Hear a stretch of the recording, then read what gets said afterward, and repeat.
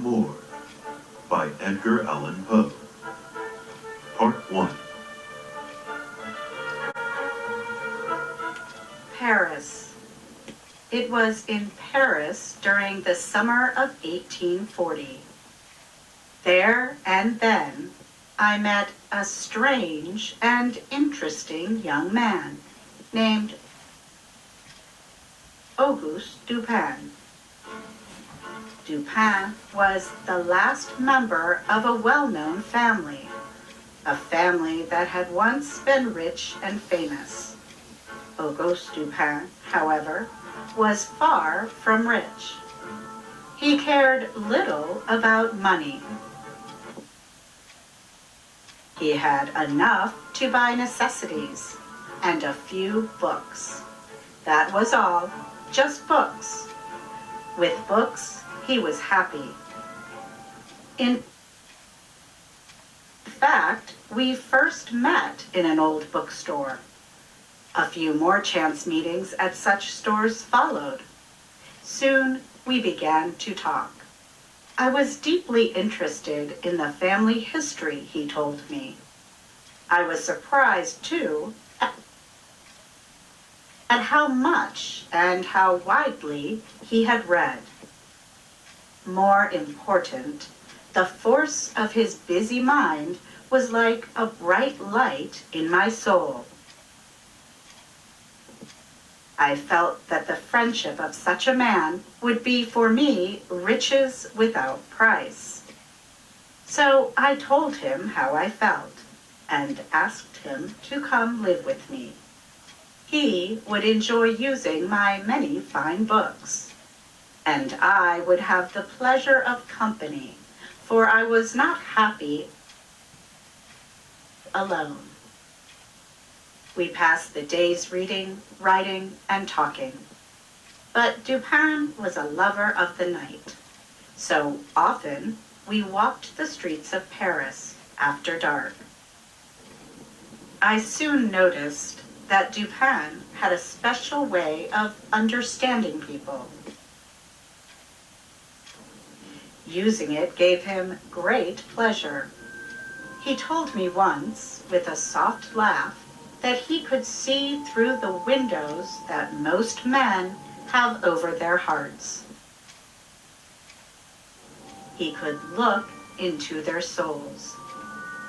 Then he surprised me by telling what he knew about my own soul. He knew things about me that I had thought only I could possibly know. At these times, he acted cold and emotionally distant. His eyes looked empty and far away. His voice became high and nervous. At such times, it seemed to me that I saw not just Dupin, but two Dupins, one who coldly put things together, and another who just as coldly took them apart. One night, we were walking down one of Paris's long, dirty streets. We were quiet, both busy with our own thoughts. But suddenly, Dupin spoke. You're right, He said. he is a very little fellow, that's true, and he would be more successful if he acted in lighter, less serious plays. Yes, there can be no doubt of that, I said. At first, I saw nothing strange in this. Dupin had agreed with me. This, of course, seemed to me quite natural. A few moments passed. Then it hit me. Dupin had not agreed with something I had said. He had agreed directly with my thoughts. I had not spoken a word. Dupin had read my mind. I stopped walking. Dupin, I said. Dupin, I don't understand. How could you know that I was thinking of... Here I stopped speaking. If he really had heard my thoughts, he would have to prove it. And he did. He said, "How did I know you were thinking of Shanti?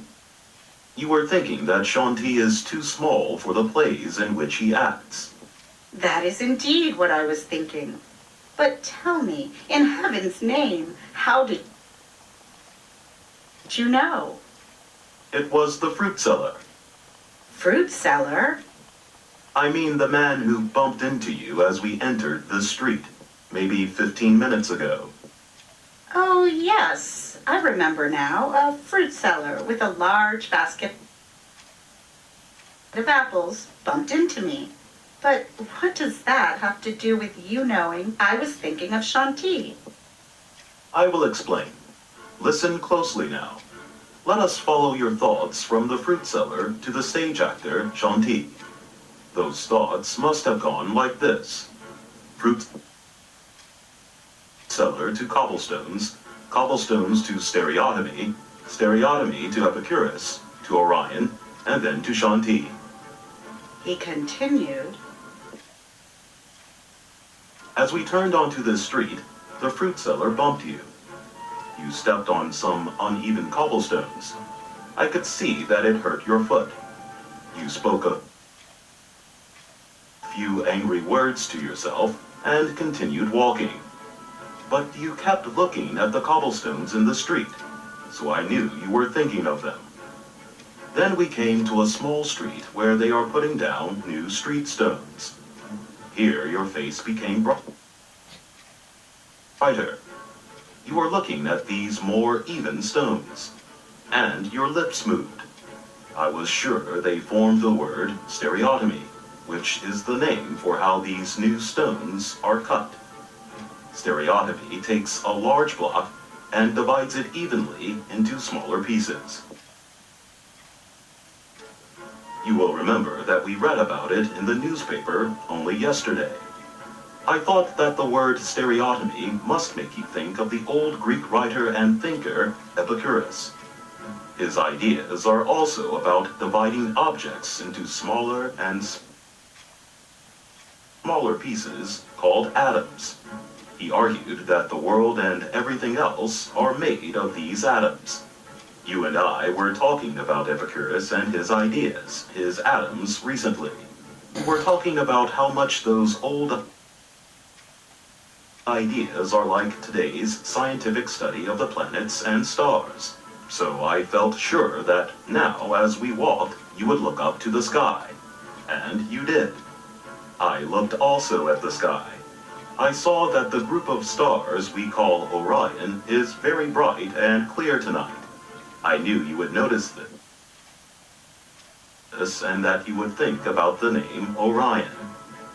Now keep listening carefully. Only yesterday, in the newspaper, there was a report about the actor Shanti.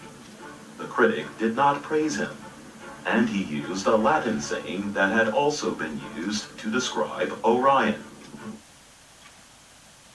So I knew you would put together the two ideas of Orion and Shanti. I saw you smile, remembering the article and the mean words in it. Then I saw you straighten up, as tall as you could make yourself. I was sure you were thinking of Shanti's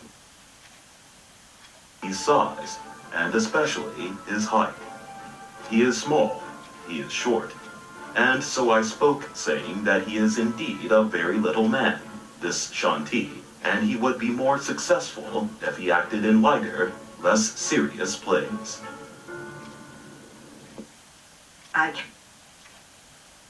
cannot say I was surprised by what Dupin had just reported. My reaction was much bigger than just surprise. I was astonished. Dupin was right as he could be. Those were, in fact, my thoughts, my unspoken thoughts, as my mind moved from one thought to the next.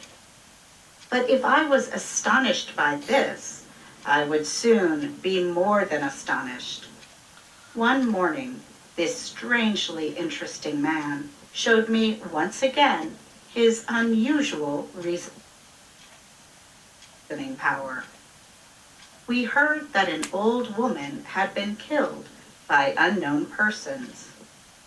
The killer, or killers, had cut her head off and escaped into the night. Who was this killer, this murderer?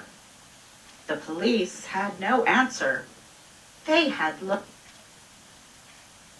everywhere and found nothing that helped them. They did not know what to do next. And so they did nothing. But not Dupin. He knew what to do.